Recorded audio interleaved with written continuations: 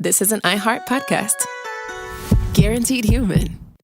I'm Amanda Knox, and in the new podcast, Doubt, The Case of Lucy Letby, we unpack the story of an unimaginable tragedy that gripped the UK in 2023. But what if we didn't get the whole story? Evidence has been made to fit. The moment you look at the whole picture, the case collapsed. What if the truth was disguised by a story we chose to believe? Oh my God, I think she might be innocent. Listen to Doubt, The Case of Lucy Letby on the iHeartRadio app, Apple Podcasts, or wherever you get your podcasts. This is Special Agent Regal, Special Agent Bradley Hall. In 2018, the FBI took down a ring of spies working for China's Ministry of State Security, one of the most mysterious intelligence agencies in the world. The Sixth Bureau podcast is a story of the inner workings of the MSS and how one man's ambition and mistakes opened its vault of secrets. Listen to The Sixth Bureau on the iHeartRadio app, Apple Podcasts, or wherever you get your podcasts. Hi, it's Jill Winterstein, host of the Spirit Daughter podcast, where we talk about astrology, natal charts, and how to step into your most vibrant life. And today I'm talking with my dear friend, Krista Williams. It can change you in the best way possible. Dance with the change, dance with the breakdowns. The embodiment of Pisces intuition with Capricorn power moves. So I'm like delusionally proud of my chart. Listen to the Spirit Daughter podcast starting on February 24th on the iHeartRadio app, Apple Podcasts, or wherever you listen to your podcasts. I'm Clayton Eckerd. In 2022, I was the lead of ABC's The Bachelor. But here's the thing. Bachelor fans hated him. If I could press a button and rewind it all, I would. That's when his life took a disturbing turn. A one-night stand would end in a courtroom. The media is here. This case has gone viral. The dating contract. Agree to date me, but I'm also suing you. This is unlike anything I've ever seen before. I'm Stephanie Young. Listen to Love Trapped on the iHeartRadio app, Apple Podcasts, or wherever you get your podcasts. Robert Evans here, and I wanted to ask for your help. There is a Portland area woman, Ruba Tamimi. She's an Arabic interpreter and a Palestinian liberation activist, and she is trying to save her home at the moment. She's got a GoFundMe. If you go to Save Ruba's House, RUBA on GoFundMe, you'll find it. Save Ruba's House on GoFundMe. If you've got a few bucks, she could really use it. Again, Save Ruba's House, RUBA, at GoFundMe. Thanks. What's half-assing it? My Behind the Bastards podcast. I'm Robert Evans, and again, because of a family tragedy, I have a little bit less time than normal. So we did our one-parter this week, which I hope you enjoyed, quite detailed. And our second part, which is on the same subject, is just going to be me yucking it up about a book with my good friend, Sofiya Alexandra. Hello, Sofiya. I mean, I would love it if you pronounced me. Yeah, oh, sorry. I don't know why I keep saying Alexandria. I was thinking you about did it right the first time. I know. Zoom has her name on it. I never look at the Zoom. Sophie, you're not looking at my face, are you? If so, I'm angry. What he's doing is he's like that mean boy that like pulls your pigtails, but it's to I'm let gaslighting you you. He likes you. He's like, oh, I'll mispronounce her name, so she doesn't know how much I enjoy podcasting with her. To really let you know that I like you, I sent you and Sophie an image that's in the chat to the Zoom. That's the cover of the book we're about to read, and I want y'all to just downloaded it. Pop that bastard open. I don't like it at all. Oh boy. How would you describe that book cover? Demonic. Like I've done something wrong and I'm being punished. Yeah, you have, and you are. Absolutely. There's a barcode on the of a very forehead. angry incel. Yeah. Yeah, it's interesting. The top is like a bunch of money. Right, it's and like there's a money stack of sign bills in the with title, the name of the which is trash. Yeah, and I love it. Nesera is a money sign. Nesera and the Mark of the Beast is the title. The top is a bunch of money behind the name of the author, Dr. Scott Young. And then the face on the bottom is like a very intense, like you said, an incel looking dude with a barcode on his forehead. And it's just eyes and eyebrows. And I swear to God, they're so angry. They're so Extremely angry, but angry. they clearly put extra makeup to make him look tired, but also didn't put makeup anywhere else. It's also clearly a stock image, right? Yes. Like 100%. They licensed this from Getty or something. What do you think this name of the stock image was? Staring man? White angry. Man, intense scare, something like that. Angry man, yeah. Yeah, you don't think it was something like no orgasm .jpg never come no fap. Yeah, no fap .jpg 100%. Or you know what? Or how about would hit you .png? Yeah. Would hit you because you accidentally unplugged his Xbox while he was playing a game. And also it's your fault.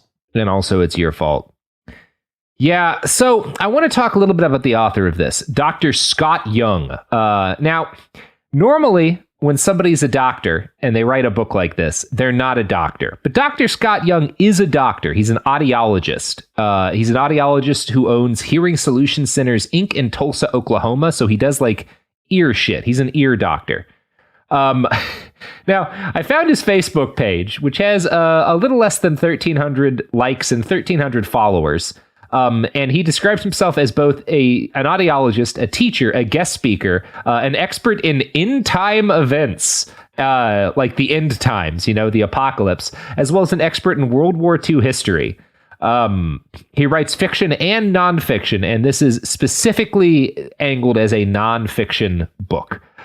He's got videos on his YouTube page or on his Facebook about like Nesera and Bitcoin, so you can kind of tell how where this guy is, what sort of angle of the conspiracy world this guy's sliding into. He also, weirdly enough, in the middle of like he'll have like weird religious, like the top post right now is him sharing a video from We the Kingdom official live videos that appears to be a Christian song, and he quotes some of the lyrics, which are "Ain't no devil gonna tread on me, Satan will not take our nation, Biden is done and Jesus will bring in a harvest that hasn't been seen in more than 100 years." And like I'm sorry, all the best Jesus songs have Biden in them. Okay, can we all agree? We all know that. Some of my favorite hymns and spirituals are just like Biden related. I like that one cover of the Bloodhound Gang's "I Want to Fuck You Like an Animal," where they just replace the word animal with Biden. That I want to exist. So why did the Bloodhound Gang cover 9 Inch Nails? Oh, was that God damn it, I'm so shitty. What was the Bloodhound Gang song about fucking? They have a song about fucking. Who doesn't have a song about fucking? Yeah, but like a really dirty. Oh yeah, "Sweat Baby Sweat" is the opening lines. What the fuck is that song? Oh yeah, "You and me, baby, ain't nothing but mammals." So let's do it what they do on the Discovery. Yeah, yes. "You and me, Biden, ain't nothing but mammals." So let's see that would be that was the joke I was trying to make, but I didn't organize my thoughts ahead of time. That was a really good attempt, Robert. Good job. No, it wasn't, Sophie. A for effort. I'm so proud of you. You're doing great, sweetie. I am not. I corrected you very gently by just asking if you meant something else. Well, we got to the right, and then the I right mocked song, you, okay? as I should. And then you mocked me, and now all of Twitter's gonna mock me. It's great. A family affair. I love this. It's a family adorable. Affair. You don't know anything about pop culture generally, so it's just really sweet. No, but I spent like 30 hours reading about Nesera.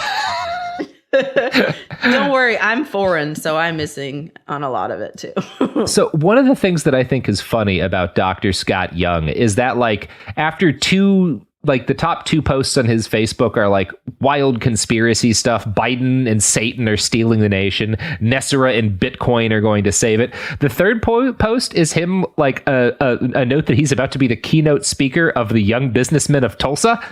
Which I think is quite funny. So that's who this guy is. He's written a fictional novel called The Violin's Secret, which is apparently about the survival of a young teenager through the Holocaust. And I don't want to read that because I'm sure it's terrible in ways that I can't quite anticipate right now. You really should have let me do the reading because I would totally read that. You take a look at The Violin's Secret. What about it's like, I can imagine the pitch. He's like, what if, okay, it's Anne Frank's diary, but It's me, a man who did not live through the Holocaust. And I don't think is Jewish, but maybe is. I think that's might be a part of the pitch. Yeah. Yeah. He's fascinating. So one of the other things that his biography in the back of the book we're about to read through says is that he wrote a book called Professor in History, which is his second fictional book, which is about, quote, a man who is an atheist but has the fantastic opportunity to ask Jesus unique questions on various topics. That is a fantastic opportunity. That is a great opportunity. I would just ask him his opinions of the Bloodhound Gang. Because I bet Jesus is a big fan. Who isn't, right? Who doesn't love the Bloodhound Gang? I mean, clearly you are the biggest fan. I except for when I mix up the songs. That's what I mean. I don't know.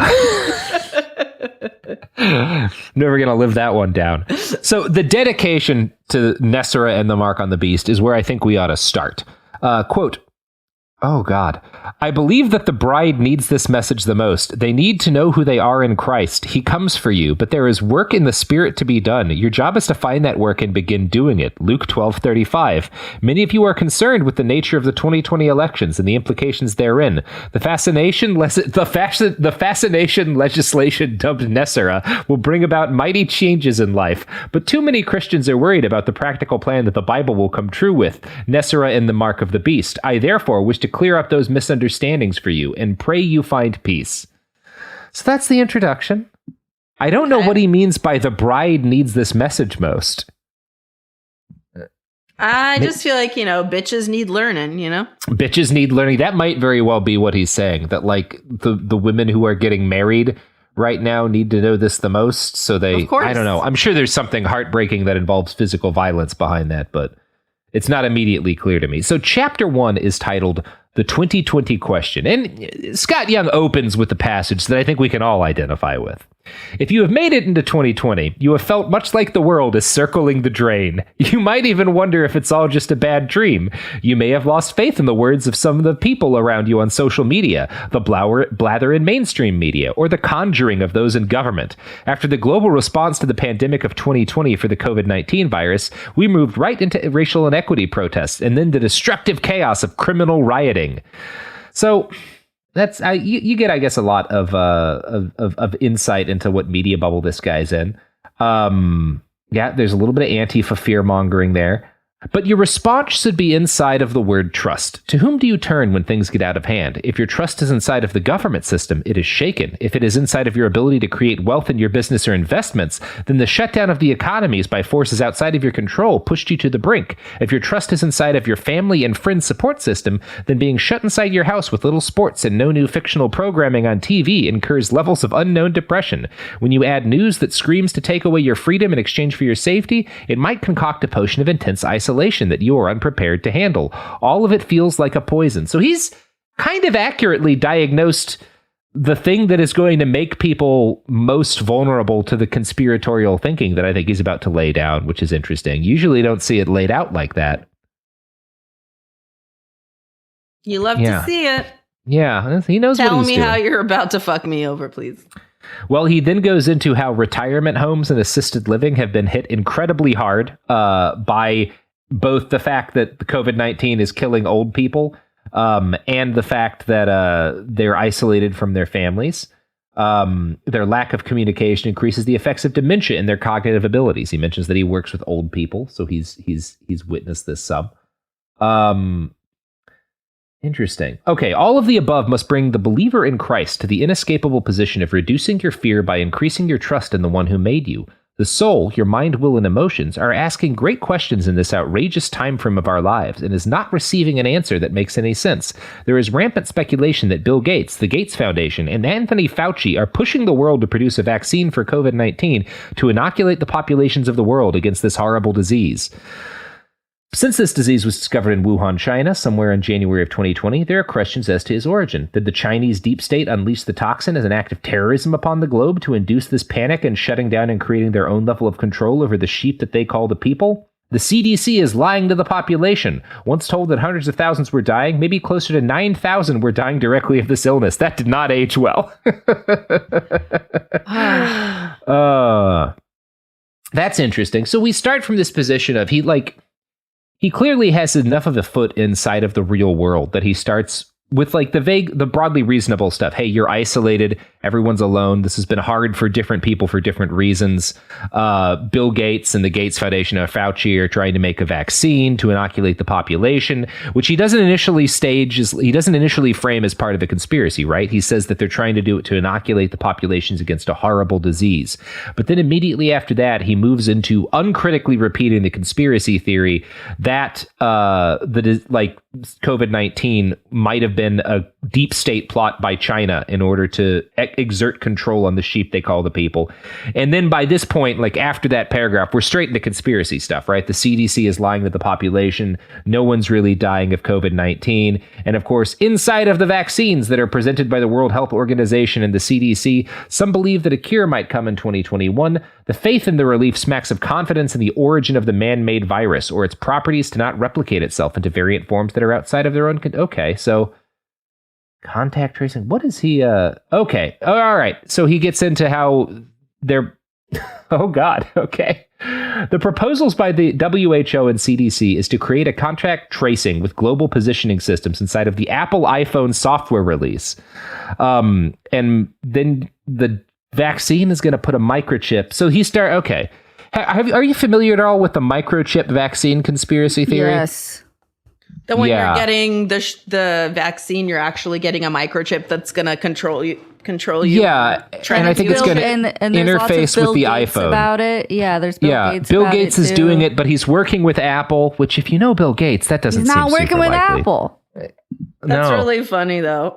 There's all sorts of. They're like, in this fake scenario, everybody's friends. There's also conspiracy theories about people putting microchips in medical face masks as well. Have you seen that? Yeah, I've definitely heard that. And it seems that he's going in through the, like, they're going to put a microchip to make you easier to track, and they're going to say that it's so that they can track who's been vaccinated. But then he launches into estimates that as many as 700,000 people will die of the vaccinations. Which, again, dude, that's like how we're closing in on that number of people who have died of the virus. But yeah, I guess we're thoroughly in bizarro world from right now.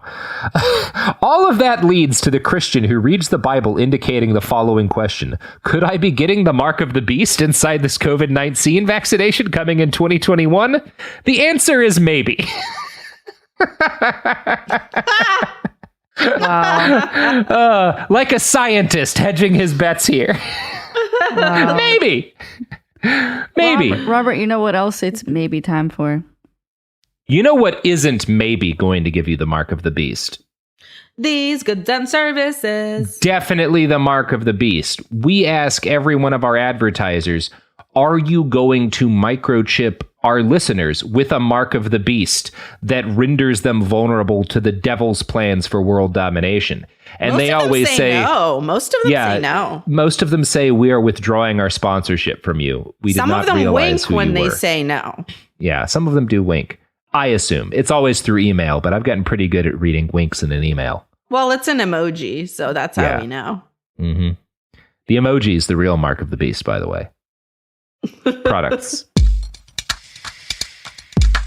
In 2023, a story gripped the UK, evoking horror and disbelief. The nurse who should have been in charge of caring for tiny babies is now the most prolific child killer in modern British history.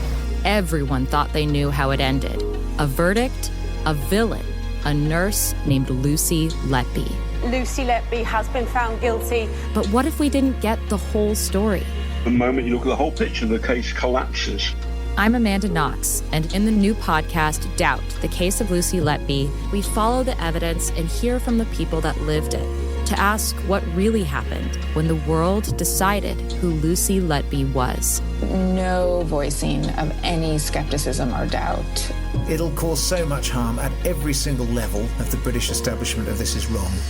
Listen to Doubt, the Case of Lucy Letby on the iHeartRadio app, Apple Podcasts, or wherever you get your podcasts. Hi, this is Jo Winterstein, host of the Spirit Daughter podcast, where we talk about astrology, natal charts, and how to step into your most vibrant life. And I just sat down with a Minnie Driver. The Irish traveller said when I was 16, you're going to have a terrible time with men. Actor, storyteller, and unapologetic Aquarian visionary. Aquarius is all about freedom loving and different perspectives. And I find a lot of people with strong placements in Aquarius are misunderstood. A Sun and Venus in Aquarius in her 7th house spark her unconventional approach to partnership. He really has taught me to embrace people sleeping in different rooms, on different houses, in different places, but just an embracing of the isness of it all. If you're navigating your own transformation or just want a chart side view into how a leading artist integrates astrology, creativity, and real life, this episode is a must listen. Listen to the Spirit Daughter podcast starting on February 24th on the iHeartRadio app, Apple Podcasts, or wherever you listen to your podcasts. I'm Clayton Eckerd, and in 2022, I was the lead of ABC's The Bachelor. Unfortunately, it didn't go according to plan. He became the first bachelor to ever have his final rose rejected. The internet turned on him. If I could press a button and rewind it all, I would. But what happened to Clayton after the show made even bigger headlines.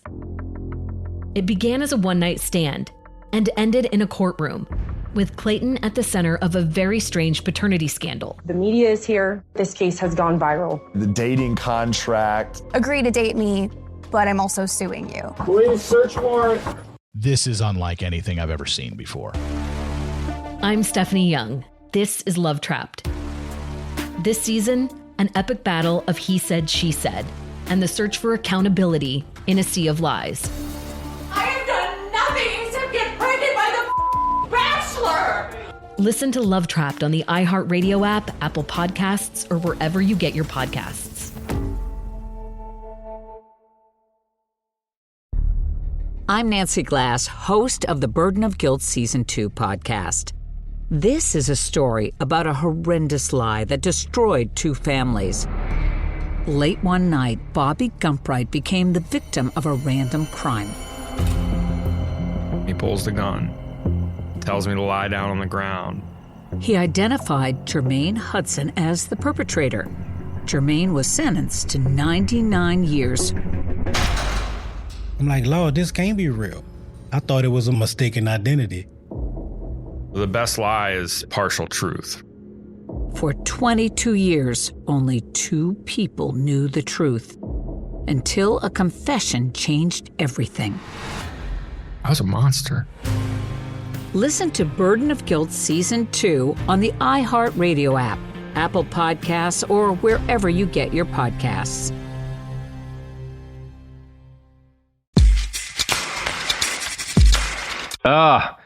We're back, and we're skimming ahead here. So he, not a great writer, but not a funnily bad writer either. Chapter 2, we get into definitions of words, doctrine versus theology. So this is definitely coming at the Nesera thing from more of the Christian angle than the New Age angle, which we talked about a little bit earlier. Yeah. There's an argument against atheists here. Wow, this guy's kind of losing his thread a little bit. Chapter 3. Tell me more about this beast. The number one question is not who the beast is, but who it isn't. Isn't Biden, Obama, Reagan, Trump the beast? But we don't even know what we are asking. I am a classically trained bad Googler. I am somewhat get to what I need, but I almost always need help from my wife or son. So just admitting I'm very bad at research. Oh no. You need help from your wife to Google? Yeah. This guy who is proposing to send us a book that will make it clear whether or not, because he still hasn't completely embraced that there's a devil plan to kill you. Though, why isn't the wife writing this book? She did all your research. She seems like a classically good Googler. I type into the search bar what I believe is what I am saying, but I rarely receive the answer I am asking. Why? Maybe you're asking batshit stuff That's kind of what he says next, Sofiya. Why? Because my brain operates differently than most people. Why? I'm not a classically good thinker. I'm not a real thinker. I'm a brain haver. He does say that he has dyslexia, which made it hard to get through high school and to forget about college. But wait, he's a doctor, right? How did you not go to college? Something might be shady here. Sometimes you skip a grade, okay? You wouldn't know about that because you're not a genius. Doctor? Yeah, well, his phrasing is, I have dyslexia and I was informed that it would be hard to make it through high school and to forget about college. Oh, okay, but he was told that he wasn't, but he managed to make it happen. Okay. See, this is, again, one of the things that makes me sad about conspiratorial beliefs, because there's clearly a story here of a man with a disability who, like, overcame it enough to become a fucking doctor, an ear doctor, which is a real kind of medicine, you know? And then still got trapped in all of this nonsense and wrote this terrible book, which is... It speaks to how a society that wants to be as ethical as possible and mitigate all of the horrors that we're currently dealing with should seek at all points to strictly limit the amount of things that individuals have a say on outside of their own immediate lives. This guy, I'm sure, could give me great advice on taking care of my ears, and I'm sure knows his own personal business just fine. He should have no say in, like, national politics. None of us should. That shouldn't exist because it's a bad idea, and it leads to the shit that we're seeing. Because these people, it's very frustrating, right? Like, you get people who, like, this guy's clearly competent in one area of his life, but also when it comes to the national stage, believes that, like, Biden is part of some satanic conspiracy working with Bill Gates to implant microchips in you. And that doesn't speak well of the kind of democracy we have. Like, fundamentally, also, there's a problem. Wasting fucking free technology on you. Mm-hmm. Like, no, well, it's not wasting. It's to track you. For the devil. but that's a waste. Yeah. My mind processes differently than most. I ask the questions that most don't want to ask or ask it in the mainstream way, which is why Google and I are not friends. So let's apply my own brand of questioning to the above. Who is the beast? Firstly, you have to know what the Bible says about the beast, because the word is the genesis of the topic. Okay, so we go into Bible stuff. He talks about how a mark is like, it comes from the Greek word that means etching, stamp, or tattoo. Most who choose to tattoo do so with great care. Oh, this is relevant to me today. Those choosing a tattoo pick out the concept with which they have an affinity while realizing that it will be on their body for the rest of their lives. Therefore, having the mark of the beast would be in the same vein as a tattoo. No one would do so without some forethought as to why and where they were pasting an image on their body, especially where Revelation 13:18 depicts upon the right hand or the forehead. One idea that might be pertinent to the topic comes from the sporting culture. Teams create logos and quips that are plastered on the chest of a t-shirt or the forehead of a ball cap. Yada, yada. So that's... this is... Yeah. Where do we get to... He just keeps talking about the NFL and the mark of the beast here. And how, I guess, sporting culture is going to be... Oh, because he's convinced that in order to enter, like, football and baseball games, you'll have to have the microchip in you that proves you've been vaccinated. Therefore, when they convince people to get the mark of the beast, they'll try to sell them that it's like getting a tattoo of your favorite sports team or something. That's an approach to it, I guess. Not one I'd run into. Okay, think of it this way. Let's say I'm an excellent offensive coordinator for a successful NFL franchise, molding several quarterbacks into Pro Bowlers and championship teams.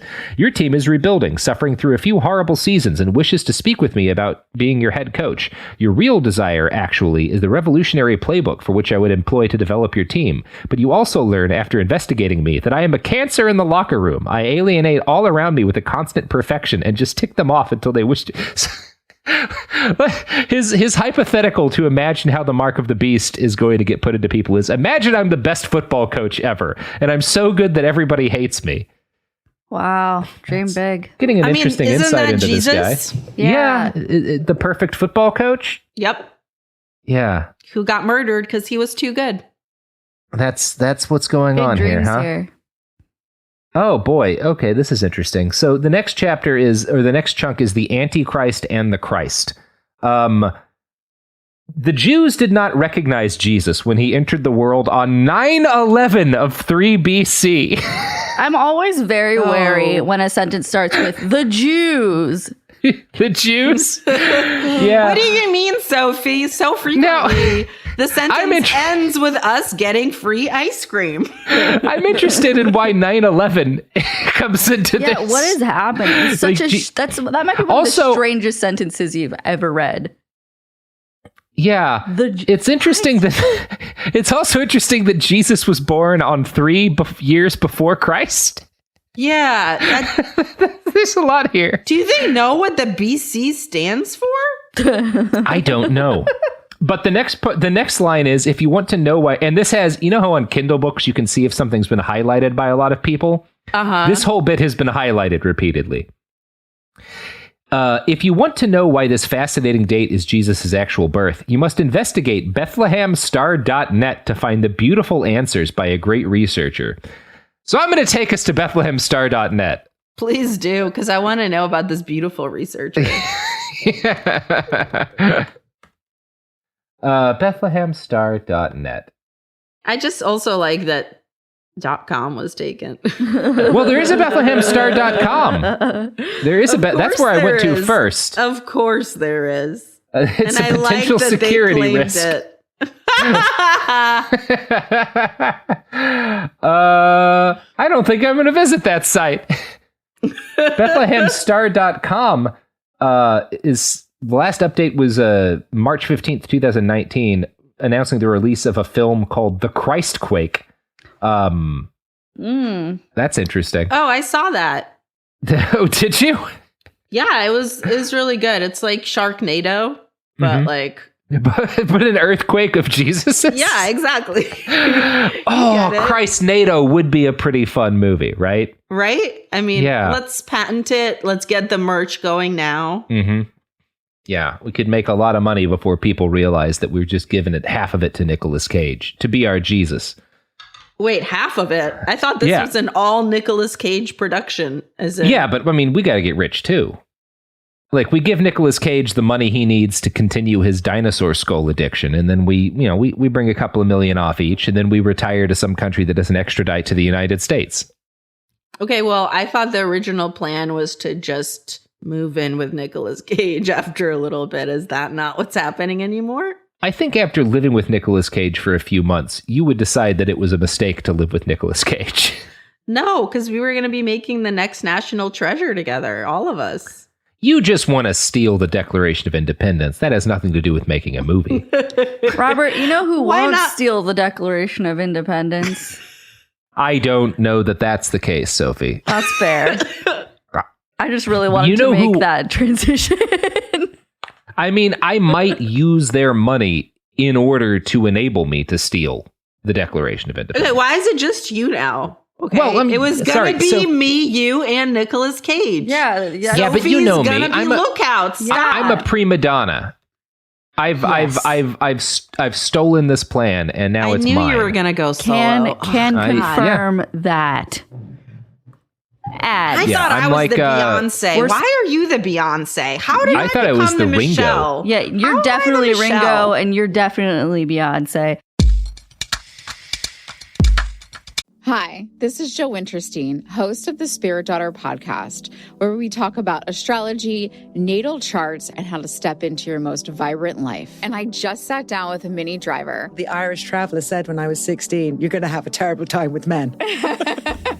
Actor, storyteller, and unapologetic Aquarian visionary. Aquarius is all about freedom-loving and different perspectives, and I find a lot of people with strong placements in Aquarius are misunderstood. A Sun and Venus in Aquarius in her 7th house spark her unconventional approach to partnership. He really has taught me to embrace people sleeping in different rooms, on different houses, in different places, but just an embracing of the isness of it all. If you're navigating your own transformation or just want a chart side inside view into how a leading artist integrates astrology, creativity, and real life, this episode is a must listen. Listen to the Spirit Daughter podcast starting on February 24th on the iHeartRadio app, Apple Podcasts, or wherever you listen to your podcasts.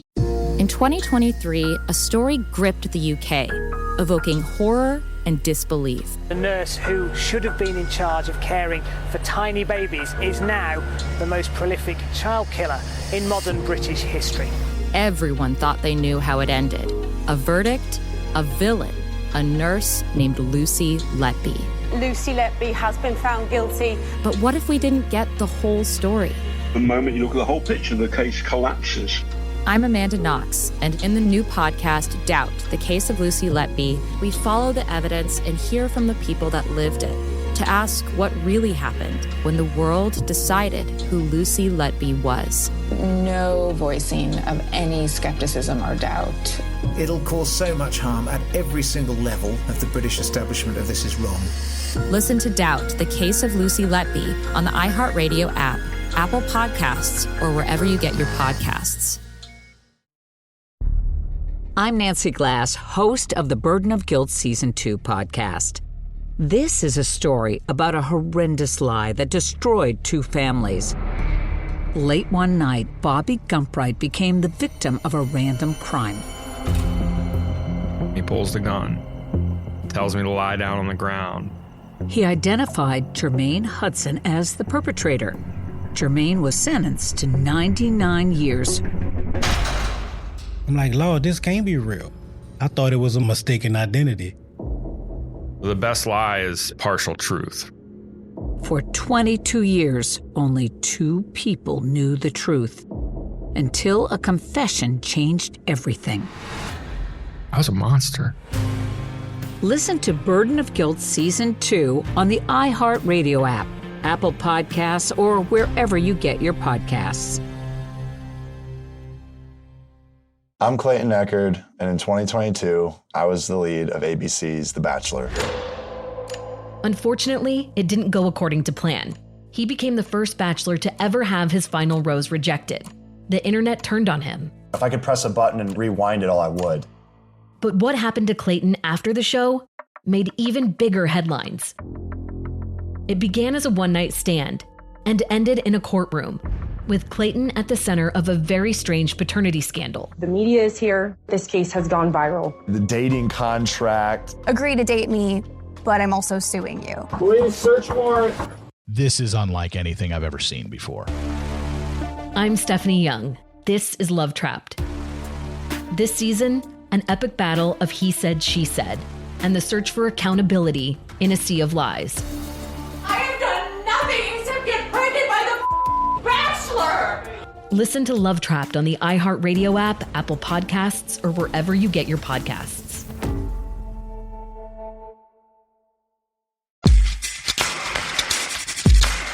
All right. Well, we're back. Don't be sad about it, Robert. We're back, and we're going to read our friend the doctor talk more about the Jews. I'm so sorry.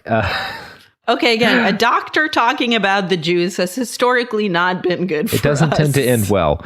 So according to our doctor friend, the Jews forgot that Moses rejected his position of political power that he inherited by his adoption inside of the Egyptian pharaohs. Jesus was born of a virgin, a sin at the time when she was perceived to have had an unnatural... Okay, more Jesus stuff. Wait. Moses didn't reject leadership. Instead of being the leader of Egypt, he became the leader of the fucking Jewish people. Of all of the Jewish people who led them into the desert. He was more ambitious. Like George W. Bush, he led them into the desert. That was a... We like to laugh. Weird cheap shot I made there. Okay. Jesus predicted in Matthew 24 that there would be a false Christs arising in the future. What? It wasn't just one false Christ that Jesus intimated at the time when he was answering the disciples' questions, but many of them. In The End by Mark Hitchcock, Dr. Hitchcock pontificated that Satan would have to keep an antichrist in his back pocket for every era after Jesus' death. To whip him out for a moment, he tried to identify. What a tiring job for Satan as the liar to humanity, ? That's an odd sentence. Yeah. I think this would lead to him feeling sorry for Satan because he was working too hard. Therefore, if Dr. Hitchcock was correct in his historical assertion about Satan's future boy, Hitler, Mussolini, Mao Zedong, and Napoleon, to name a few, were groomed for the job that would never come about in their times. Then he goes into saying that Kaiser Wilhelm was the Antichrist of his era. I guess. Even President Woodrow Wilson was also considered an Antichrist in 1918. He instituted a 13-point plan to end the war with several conditions, including the formation of the League of Nations to resolve conflicts in the future. The League failed, as has its sister organization, the United Nations, which holds to a policy of turn their swords into plows. So, there's something occurs to me here. This idea that like all of the bad people in history are antichrists is kind of a fun way of denying that like it's bad to give people power. Like the problem isn't that we build these systems that devolve an enormous amount of power to singular individuals who then use it terribly because power is inherently bad for you. The problem is that the devil always has an antichrist in his back pocket that he's got to throw out every era. And that's where all the bad people come from. It's also like these people were training for a job they would never get to do. Yeah, you're never going to get to be the Jesus. They're just like alternates on the bench. And they're like, yeah, Napoleon was really just waiting to get to be Jesus. Yeah. They're like, in case LeBron breaks his leg, and then the guy who's the alternate who's going to step in for LeBron breaks his leg. But then also like, just got to keep making sure that if people break legs, there's enough of these antichrists on the bench. Yeah, Mao Zedong just waiting in the wings for his chance to be to be the antichrist. Ah, damn it, he says on his deathbed. I really thought it was going to happen for me. Also, how mad are you if you're Mussolini and you were training for this and then you get fucking hanged and torn apart? I also, as a dictator, Stan, I love the order the list goes in: Hitler, Mussolini, Mao Zedong, and Napoleon. Also, Stalin, not a part of it. Now, where's Stalin on this? Especially since this guy's scared of communists. Yeah, Stalin must be so He doesn't upset. make your list. Napoleon does, so but Stalin doesn't. Wow. Oh, man. Oh, good times. So, I'm just going to try to find out where Nesera comes into this, because we are a third of the way into the book, and all we've heard about is the mark of the beast. Oh, boy. So, there appears to be... we're really getting into the whole... I don't know if you remember this, but in like the late 1990s, there was a huge panic over barcodes when those like became mass instituted, that barcodes were the mark of the beast and that all barcodes had a 666 like hidden in them in the coding, and that like this was how the New World Order was going to track people. This guy, I'm going to guess, I don't know enough about his background, but he's the right age to have been caught up in that. And the religious dogma that he's pushing is very much in line with that. And he notes here in one paragraph, in the early 1990s to early 2000s, we juxtapose our worry on the chips that were implanted in the credit cards we carry today. But did you know that in 2016, all businesses had to ditch their current credit card processing machines that didn't have chip readers? So he's like panicking over chip readers here. These microprocessors are in our future one way or the other. The gigabit limits are not a problem for the amounts of data we might wish to load on them. Smartphones of the era are already conditioning people to accept geotagging themselves so that their family and friends can find them, along with their music, financial data, and passwords, to name a few apps. The concept of inserting a biomedical chip into the right hand won't be much of a logical leap to those who don't understand what the Bible states about it. Okay, yeah, this is pretty much what I'd expected. In terms of like weird microchip conspiracy theory stuff. Where the fuck does Nesera come into here? Okay, chapter 5. The title. The Federal Reserve. That's where it comes in, the title. Is this really just a Nesera grift for this guy to like throw his warmed up panic about the mark of the beast in like credit card chips? How many pages is this I'm going to be very frustrated if so. It's 68 pages. We're more than a third of the way. We're 40% of the way through right now. Can you search how many times Nesera is mentioned? You know what, Sophie? I will do that for you. Oh my God, thank you so much. You know what else? 68 pages, that's like barely a pamphlet, honestly. Also, he could have done 69. He really could have. He could have gotten there. Nesera doesn't come in until chapter 6. Are you kidding me? Dog, this is a grift. This is a grift. Oh, it's a grift insider grift. It's the fucking inception of grifts. It's a grift with a money sign at the end. It's a grift money sign. It's griftception. Yeah, I mean, there's one mention of it at the very start where he says the fascination legislation dubbed Nesera will bring about mighty changes in life. But then we don't hear about it again until chapter 6. All right, Nesera background. Farmers in the 1970s were sick of the government taking their land and dictating what crops they could plant. So he claims that this started with a bunch of farmers angry at the government who hired a collective attorney to look at constitutional evidence for the government forcing them to plant crops, which I think is him talking about the subsidies that we gave like people for growing corn and stuff in order to deal with the fact that, they were producing too much of it. That's interesting. So what is this? Basically, so he starts talking about the 14th Amendment, which is that the validity of public debt of the United States authorized by law, including debts incurred for payment of pensions and bounties for services in suppressing insurrection or rebellion, shall not be questioned, but neither shall the United States or any other state assume or pay any debt or obligation incurred in aid of insurrection or rebellion against the United States, or claim for the loss of life or emancipation of any slave, but all such debts, obligations, and claims shall be held illegal and void. So this guy interprets that as saying that you can't be held liable for a debt that comes from a group outside the Constitution, which I think is, this is like some sovereign citizen stuff, right? That the Federal Reserve is illegal because it's extra constitutional. So none of your debts are legal because they're all a part of like the Federal Reserve system. Okay, hold up. He has a point, though. He has a point. About what? Student loans are illegal. Don't have to pay them back. I mean, student loans, you shouldn't have to pay them back, but they're not illegal because the 14th Amendment says that you don't owe debts. That's what I heard. I don't got to pay them back now. We're going to pill Sofiya this episode. You weren't on board when he started talking about the Jews in a really concerning way, but now we're back on. Hey, look, as long as the Jews are going to be blamed for money stuff, I'm going to be greedy about that money. You might as well not have to pay for your student loans.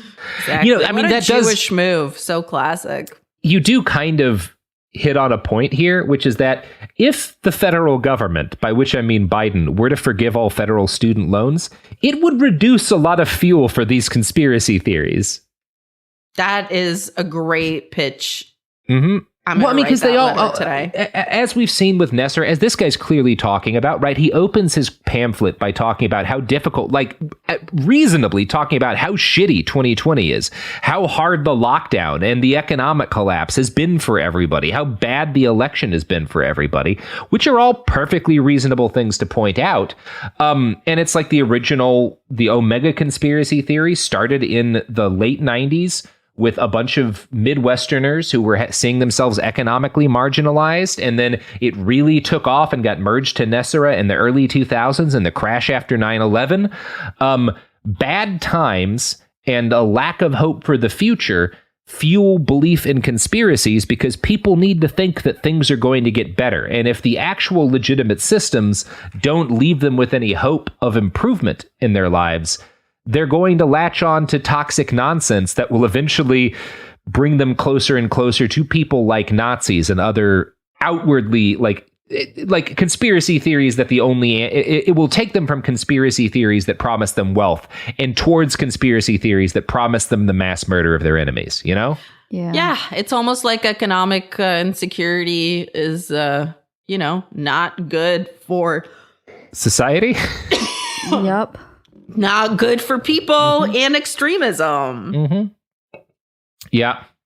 So I remember in 2003, before the housing crisis of 2008, that a mortgage broker in Denver was attempting to get Wendy and me, I'm guessing that's his wife who knows how to Google, to choose a 3 to 5 year ARM for our loan. It would essentially reduce our payments from the typical loan of from $3,000 a month to less than $1,200, allowing us only to pay interest, while the value of the house rose enough to refinance the loan with a new home with the increase. Okay, why are you telling me about this?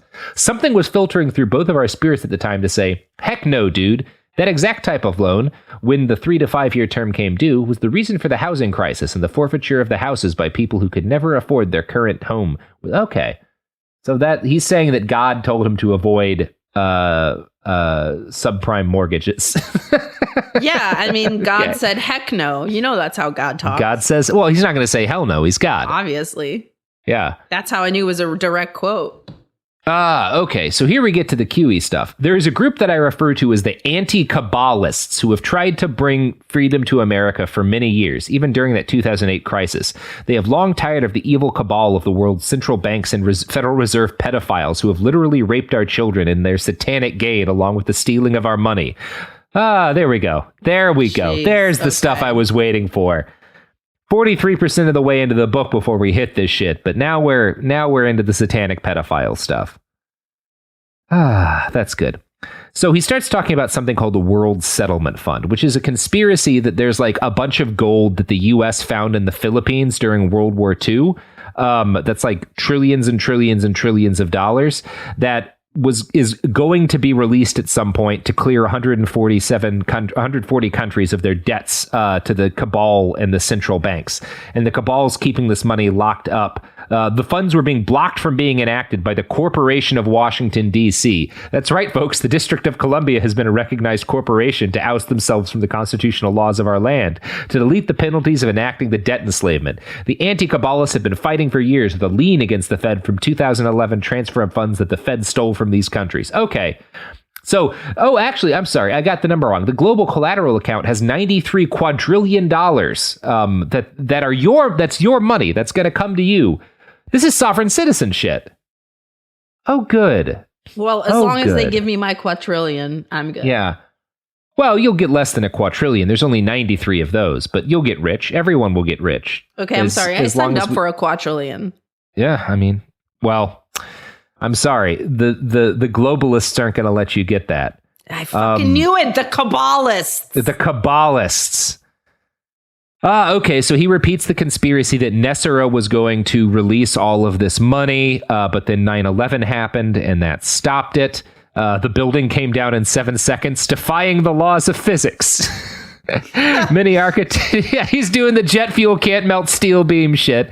That's everyone's suddenly a fucking scientist when it comes to conspiracy theories. People that have never fucking known what NaCl stands for, they're just like, wait. No, I agree. Jet fuel cannot melt steel beams, but you know who can? Bernard Montgomery Sanders.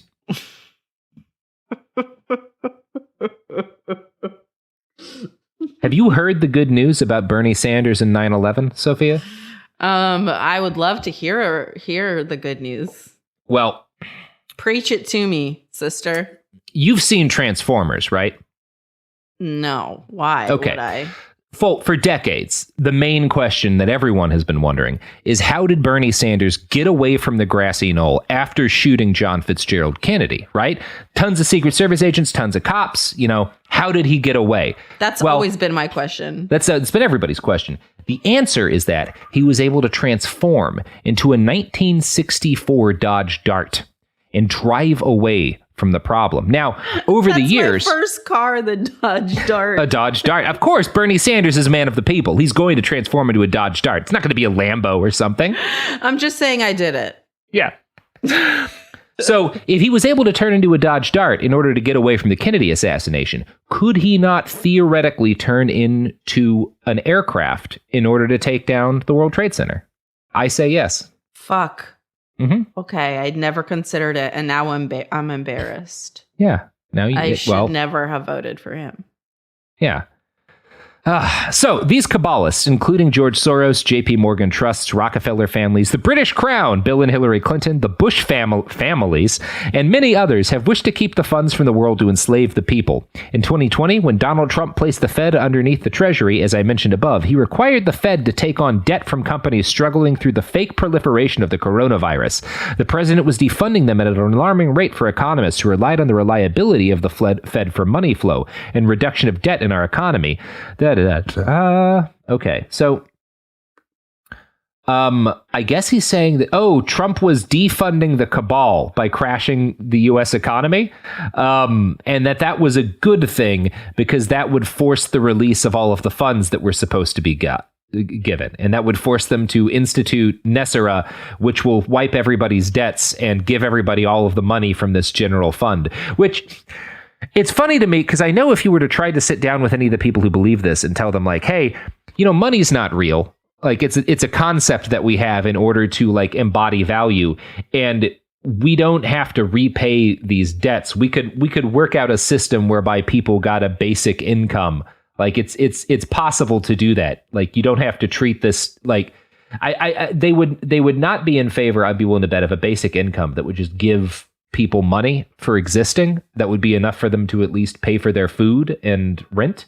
But they didn't earn that money, okay, Robert? But at the same time, they think there's $93 quadrillion that we stole from Panama during World War II. Okay, that's different, Robert. I am entitled to that money. It's very frustrating. Because clearly all of these people want basic income. They want there to be a giant pile of fake money that can make their lives easier. And the good news is that pile of fake money exists. We could just take it from the trillions of dollars that are stored overseas in places like Panama, actually, like the Panama Papers and shit, made clear exists. Like there is a giant pile of money that shouldn't belong to the people who have access to it. And that they do things like every offshore account. And there are conspiracies to keep it hidden. When the Panama Papers got released, they killed a journalist reporting on it with a car bomb. Yep. But nobody wants to believe that because probably some of the rich people benefiting from it, like Donald Trump, are people they like. And because it's much easier to just think that the devil's trying to keep the money from them. And that makes me sad. It's more fun to bring pedophilia into a fake thing than to just read the actual evidence from a real thing. Yeah. Yeah, that makes me sad too, Robert. Yeah, that makes me sad. So, I don't know. There's more of this nonsense. I don't think we need to get into it. I think we get the gist of this. And I don't really think much has changed with Nesera and Jessera since 2004. It's just that I think the slump in Nesera's popularity after the invasion of Iraq was kind of an artifact of a time when there was still an element to which reality mattered in 2004. Everyone got themselves psyched up that the invasion was going to be stopped and Bush was going to be taken out. And when he didn't, a lot of people stopped believing the conspiracy theory because the thing that had existed to stop had stopped. We don't live in that world anymore. QAnon is doing just fine, I think, even though Trump has lost re-election and isn't the president anymore. It just has adapted. And I guess that's pretty bleak too. Yes, it is. So that's going to do it for us this episode. I do want to apologize to everybody for the book episodes, which are slapdash and just evidence of me being a hack and a fraud, but your mom has cancer. Shut the fuck up. Yeah, and they got an hour and a half of researched free content this week. They could deal with the 45 minutes of us going through a book and yucking it up, right? Motherfuckers. Definitely. And if they don't, I will literally take all of your guns. Well, no. I'm not going to say what I'm going to do with them, but just beware. And I'll return them afterwards. Oh, okay. Well, I do like having a gun with a dangerous criminal history. Yeah, also, if anybody wants to send me knives, I now have a P.O. box. Oh, shit. What's your P.O. box? I bet you'll get at least one knife if you plug your P.O. box on air. I would fucking love that. Okay, hold on. You got to find your P.O. box. I got my new knives right here. Oh, this one. Look at that. Look at that texture. I love a good knife. When I think about the fact that the death of truth has hit a terminal level that is likely irreversible and seems to be trending inevitably towards mass violence, nothing helps me get out of a funk like getting a really nice handmade knife and then staring at it while drinking in the dark for hours. I mean, some people might find that troubling, not me. I love it. Thank you, Sophia. Thank you. That's why we're friends. Okay. And my P.O. box number is 641-914. Uh-huh. And then the address is 11270 Exposition Boulevard, LA, California, 90064. Hell yeah. So there it is. And I think the only people listening through this slapdash episode at this point are going to be the true fans. So I assume no one will send you anything dangerous other than the knives you've requested.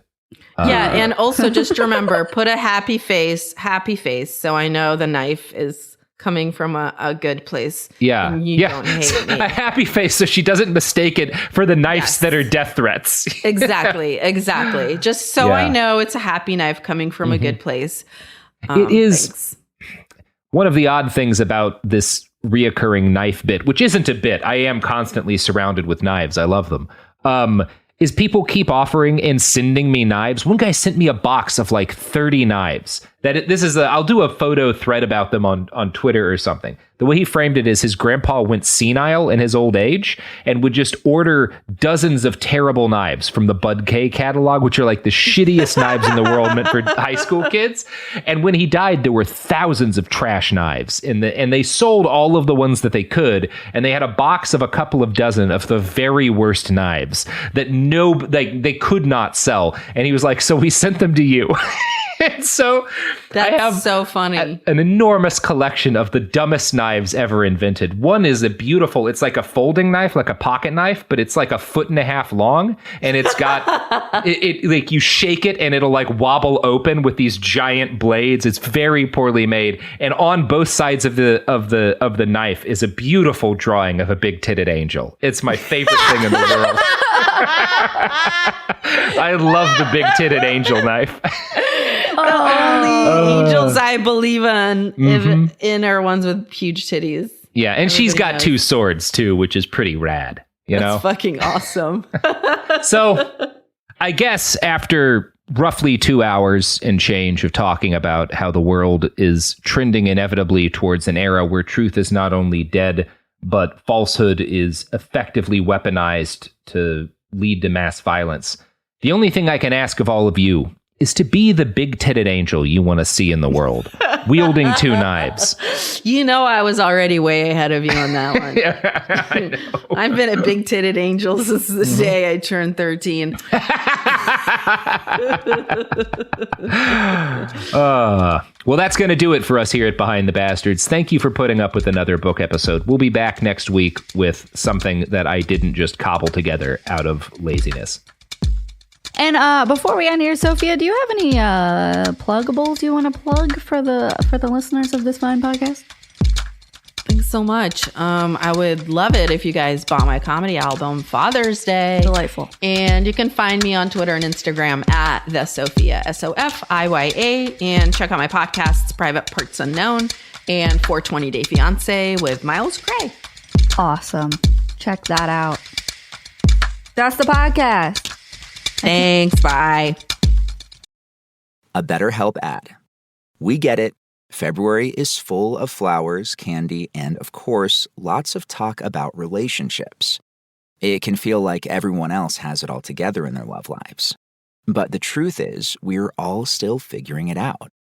Whether you're working on your marriage, navigating the dating apps, or prioritizing staying single, no matter where you are, you're right on time. Therapy can help you find your way and take some of the pressure off yourself so you can determine what you want, what feels heavy, and how you can feel lighter. Just a little bit of outside perspective from a professional can lead to new understanding and a lot of progress. So the next time you're feeling iffy about your love life, try therapy with BetterHelp and see where it takes you. And remember, you're right on time. Visit BetterHelp.com for 10% off. That's BetterHelp.com.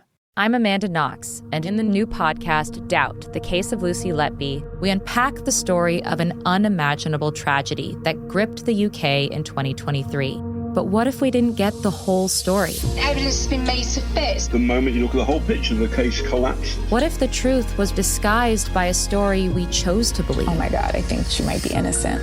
Listen to Doubt, the Case of Lucy Letby on the iHeartRadio app, Apple Podcasts, or wherever you get your podcasts. This is Special Agent Regal, Special Agent Bradley Hall. In 2018, the FBI took down a ring of spies working for China's Ministry of State Security, one of the most mysterious intelligence agencies in the world. The Sixth Bureau podcast is a story of the inner workings of the MSS and how one man's ambition and mistakes opened its vault of secrets. Listen to The Sixth Bureau on the iHeartRadio app, Apple Podcasts, or wherever you get your podcasts. Hi, it's Jill Winterstein, host of the Spirit Daughter podcast, where we talk about astrology, natal charts, and how to step into your most vibrant life. And today I'm talking with my dear friend, Krista Williams. It can change you in the best way possible. Dance with the change, dance with the breakdowns. The embodiment of Pisces intuition with Capricorn power moves. So I'm like delusionally proud of my chart. Listen to the Spirit Daughter podcast starting on February 24th on the iHeartRadio app, Apple Podcasts, or wherever you listen to your podcasts. This is an iHeart podcast. Guaranteed Human.